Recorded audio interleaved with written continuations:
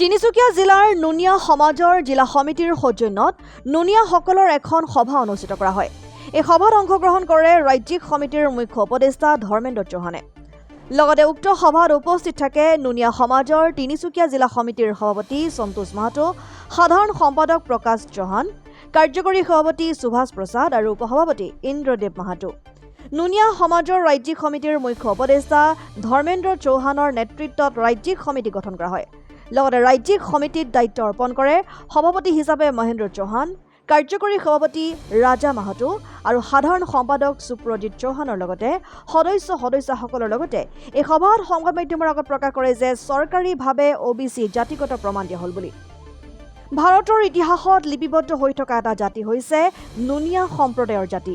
এই জাতিটোক 1930 চনত ভাৰতত জাতিৰ পিতা মহাত্মা গান্ধীৰ নেতৃত্বত চলা নিমখ সত্যাগ্ৰহ আন্দোলনত প্ৰথম ভাগ লোৱা জাতিটো হৈছে নুনিয়াসকল। আমাৰ দৈনন্দিন জীৱনৰ অত্যাৱশ্যকীয় সামগ্ৰীৰ ভিতৰত সৰ্বাধিক ব্যৱহৃত সামগ্ৰীবিধ হ'ল নিমখ। এই নিমখ আৱিষ্কাৰ কৰিছিল নুনিয়াসকলে। নুনিয়াসকলে সমগ্ৰ ভাৰতবৰ্ষৰ লগতে বিশ্বৰ কেইবাখনো দেশত নিমখৰ যোগান ধৰাৰ ইতিহাসত উদাহৰণ আছে। নুনিয়াসকলৰ অসমতো যথেষ্ট অৱদান আছে। উক্ত সভাত শদিয়াৰ বিধানসভা সমষ্টিৰ বিধায়ক বলিন চেতিয়া আৰু তিনিচুকীয়া বিধানসভা সমষ্টিৰ বিধায়ক সঞ্জয় কিষাণৰ লগতে নুনিয়া সমাজৰ বহু গণ্যমান্য ব্যক্তি উপস্থিত থাকে।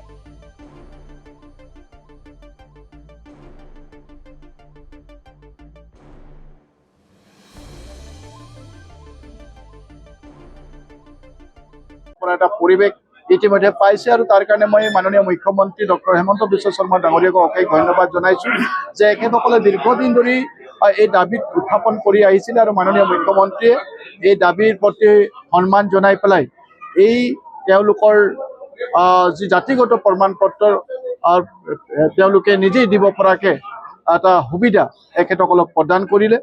আৰু মই আশা কৰিছোঁ যে আগন্তুক দিনত নুনিয়া সমাজৰ প্ৰগতিৰ বাবে নুনিয়া সমাজক আগুৱাই লৈ যাবৰ বাবে আমাৰ চৰকাৰখনে অতি নিষ্ঠা আৰু সততাৰে কাম কৰিব।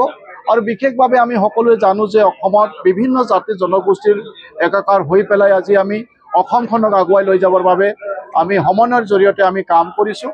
আৰু য'ত নেকি আজি অন্যান্য জাতি জনগোষ্ঠীৰ লগতে নুনিয়া সমাজত যথেষ্ট শক্তিশালী এক অৱদান আছে। আজি ব্ৰিটিছে যিদৰে বিভিন্ন সময়ত বিশেষভাৱে চাহ বাগিচাত কাম কৰিবৰ কাৰণে শ্ৰমিকসকলক লৈ আহিছিল, ঠিক একেদৰে নুনিয়া সমাজৰো পূৰ্বপুৰুষসকলক ব্ৰিটিছে তাহানিতেই বিভিন্ন প্ৰান্তৰ পৰা বিশেষভাৱে ঝাৰখণ্ড, UP আৰু বিহাৰৰ পৰা পূৰ্বপুৰুষসকলক লৈ আহিছিল আৰু তেওঁলোকে তেজক পানী কৰি পেলাই শ্ৰম দানৰ জৰিয়তে অসমখনক তেওঁলোকে সুন্দৰ অসম গঢ়ি তুলিবৰ কাৰণে তেওঁলোকে শ্ৰম কৰিছিল। আৰু যাৰ কাৰণে আজি অসমখনক আজি যদি আমি এই সুন্দৰ অৱস্থাত পাইছোঁ, তাত নুনিয়া সমাজৰ আটাইতকৈ যথেষ্ট অৱদান আছে। গতিকে নিশ্চিতভাৱে এতিয়াও আমি প্ৰত্যেকটো জাতি জনগোষ্ঠীয়ে অসমখনক সমন্বয়ৰ জৰিয়তে আগুৱাই লৈ যাব লাগিব। অসমখনক ভাৰতবৰ্ষৰ বুকুত এখন শক্তিশালী ৰাজ্য হিচাপে প্ৰতিষ্ঠা কৰিব লাগিব। আৰু মই ভাবোঁ যে আমি প্ৰত্যেকটো জাতি জনগোষ্ঠীয়ে এনেদৰে আমি আগবাঢ়িলে নিশ্চিতভাৱে আমাৰ যি লক্ষ্য ইয়াত আমি খুব কম সময়ৰ ভিতৰত উপনীত হ'বৰ কাৰণে সক্ষম হ'ম।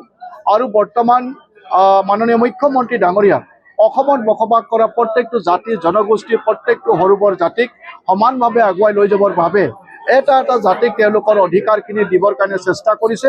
আৰু যাৰ কাৰণে আজি সকলো জাতি জনগোষ্ঠীয়ে ইয়াত তেওঁলোকৰ প্ৰাপ্য অধিকাৰ পাবৰ কাৰণে সক্ষম হৈছে। তো গতিকে মই নিশ্চিতভাৱে কালুৱাৰ সমাজৰ প্ৰত্যেকটো স্তৰৰ লোকক মই শুভেচ্ছা জ্ঞাপন কৰিছোঁ। বিশেষভাৱে যুৱ শক্তি যি আছে তেওঁলোকেও আহক, অসমখনৰ কাৰণে তেওঁলোকে কাম কৰক, নুনিয়া সমাজৰ কাৰণে তেওঁলোকে কাম কৰক আৰু অসমখনক আগুৱাই লৈ যোৱাৰ ক্ষেত্ৰত তেওঁলোকে সকলোৱে সহযোগিতা কৰক। ধন্যবাদ জনাইছোঁ, নুনিয়া সমাজক ধন্যবাদ জনাইছোঁ।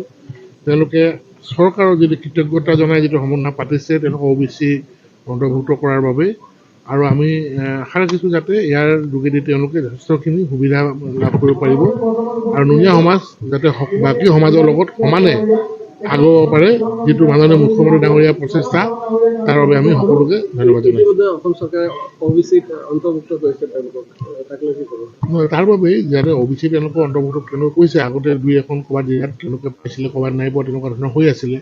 এতিয়া তেওঁলোকক গোটেই সমগ্ৰ অসমতে তেওঁলোকক নুনিয়া সমাজক OBCত অন্তৰ্ভুক্ত কৰিছে আৰু OBCত অন্তৰ্ভুক্ত কৰা তেওঁলোকৰ কাষ্ট চাৰ্টিফিকেট কাষ্ট চাৰ্টিফিকেট তেওঁলোকে দিব পাৰিব আৰু কাষ্ট তেওঁলোকে এটা পৰিচয় তেওঁলোকে পাব, যাৰ দ্বাৰা যিখিনি চৰকাৰৰ সুবিধা আছে সেইখিনি লোৱাৰ বাবে তেওঁলোকে যথেষ্টখিনি সুবিধা হ'ব। ধন্যবাদ।